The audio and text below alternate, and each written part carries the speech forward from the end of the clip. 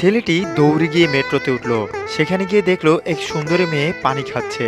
ছেলেটি প্রথমে মেয়েটির পানির বোতলের দিকে তাকালো, তারপর নিজের পানির বোতলের দিকে তাকালো, দেখলো দুটির রং আলাদা। পরের দিন ছেলেটি দোকান থেকে ঠিক মেয়েটির বোতলের রঙের একটি বোতল কিনে স্টেশনে দাঁড়ালো, ট্রেনে উঠলো, মেয়েটিকে খুঁজে তার পাশে গিয়ে বসলো। কিন্তু বসতেই ছেলেটি হতাশ হয়ে গেল, কারণ আজ মেয়েটি অন্য রঙের বোতল নিয়ে এসেছে, তাই তাদের বোতলের রং মিলল না। বেচারা ছেলেটি হাল ছাড়লো না, সে প্রতিদিন নতুন নতুন রঙের বোতল কিনে ঠিক সেই সময় ট্রেনে উঠে ওই মেয়েটির পাশে গিয়ে বসতে লাগলো। কিন্তু অদ্ভুত ব্যাপার, কোনোদিনই তাদের বোতলের রং মিলতো না। দিনের পর দিন কেটে গেল, বোতলের রঙও বদলাতে থাকলো, কিন্তু মিল আর হলো না। হতাশ হয়ে ছেলেটি একদিন আশা ছেড়ে দিল। সে ভাবলো তাদের বোতলের রং কোনোদিনই মিলবে না। তারপর একদিন ট্রেনে উঠছে মেয়েটির পাশে না বসে দূরে গিয়ে বসলো।